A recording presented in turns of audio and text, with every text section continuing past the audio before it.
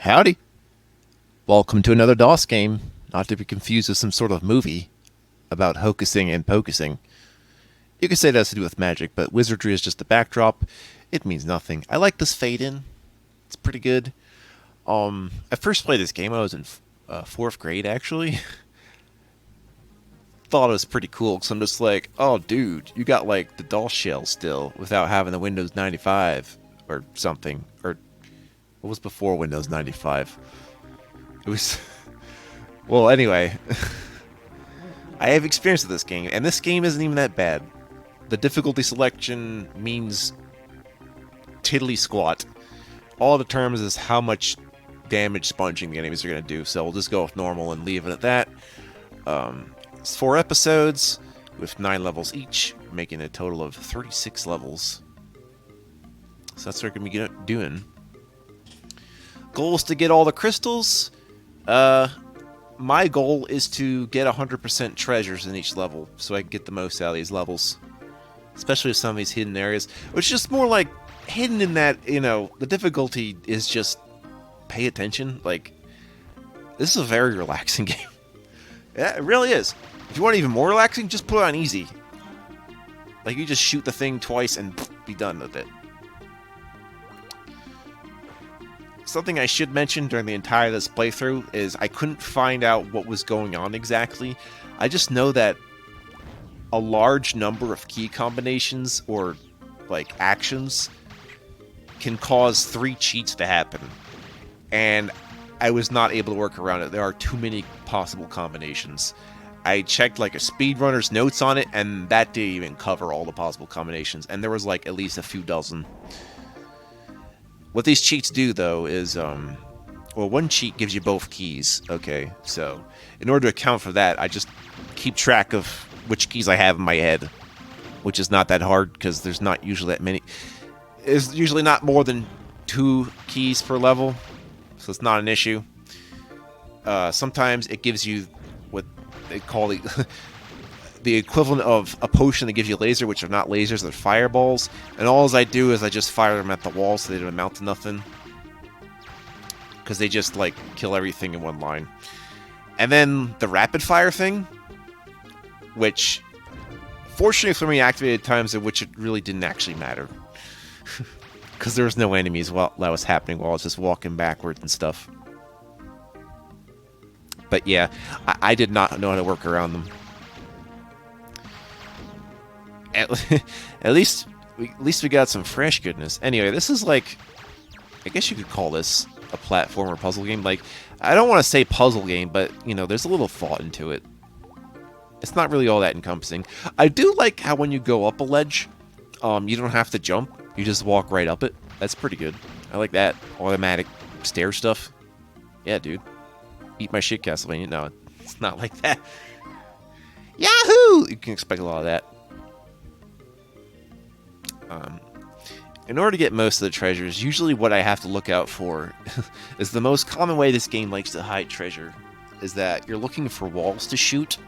Not just all these things happening to the wall, but usually there's walls you can shoot somewhere, and then behind the wall is like a potion that warps you over there. That's usually the best way. Yeah. Or it can hide a switch. I mean, that's true too. And that's technically the hidden room. Yeah, I like all the times the wizards just hidden be like giving you advice, or sometimes they'll shit on you and be like, yeah, you suck, which is kind of funny too.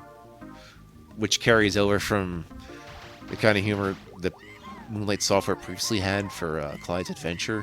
And they did Clyde's Revenge. I'm hoping to cover those 2 Clyde games at some point. It's just, they're very trial and error, like more.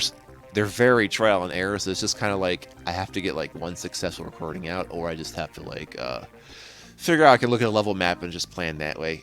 Otherwise, it's just gonna be like I'm just soft locking, dead ending. It's but no, they're kind of fun, kind of. But yeah, usually the downfall of this game is not so much dying. It's not so much getting your ass beat. It's usually you're stuck in a dead end or you soft-locked yourself. And honestly, I prefer that to dying, so okay. Give me some Mindbender's energy. I'm not sure what's going on with the level variety and enemy variety, but we got plenty of it, even if some of it does get reused a few times. Basically every two levels except for the last two, which has a third boss level associated with it, will be what video associates with it. So that way, every video, it'll be like a new theme.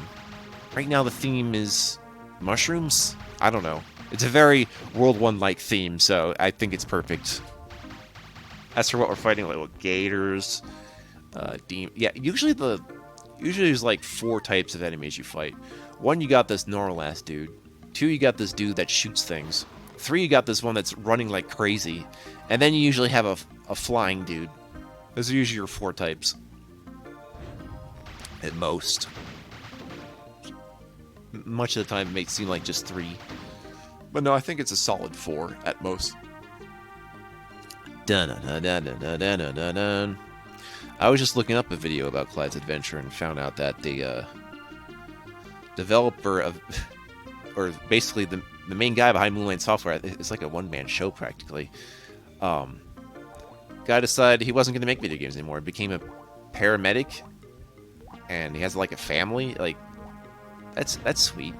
Like, I wish it would have been more, but I mean, like, it's okay. Maybe it wasn't working out, but you know, he had style. I mean, you know, he tried. You give him that. His heart was in the right place. Maybe his mind wasn't, and that's probably what he thought. Oh no, fall down! There's one thing that this game does that many platforms may not have done, which is it just, like, modifies the terrain at certain points. Like, I don't know how many games were doing that. Like, maybe they were. I don't really know. I just know that this game's mechanic is shit comes out of nowhere. And, you know, the screen will flash and be like, surprise! Or something.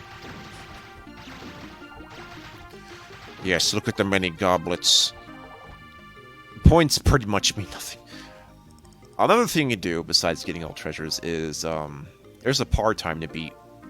So if you get all treasures, that's a 50,000 point bonus for 100% accuracy. And if you beat the par time, you get a 50,000 point bonus for beating the time limit, or the time expectation limit. There isn't really a time limit. So, you know, if you need another reason to play this game one more time, be like, yeah, do some routing. And I feel like that is this game's downfall. Like, yeah, there's plenty of times where I found the right route just like once to meet the par time, but you should not be expected to know what the route is as you're doing each level for the first time. Because there's no way it will happen on the first time.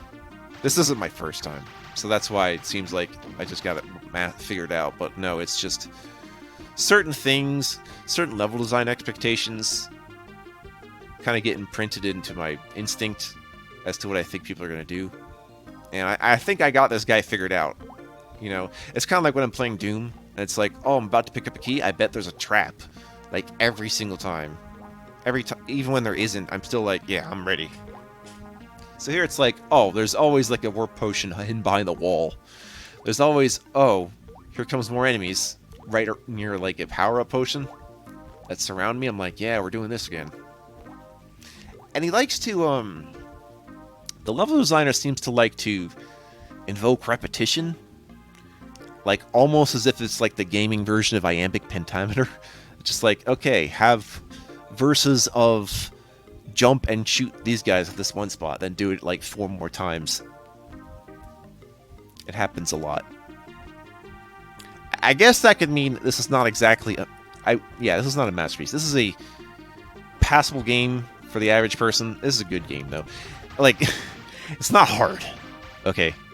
Like, maybe the last episode's hard, but that's because I think the first 2 levels of episode 4 don't actually give you any health opportunities, but I mean, this isn't exactly a rocket science game.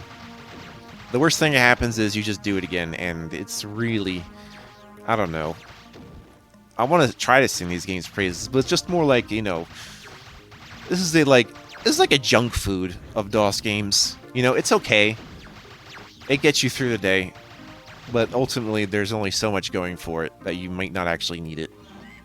And certainly I don't, but there's There's nothing wrong with it. Maybe spend better time elsewhere. Oh, yes.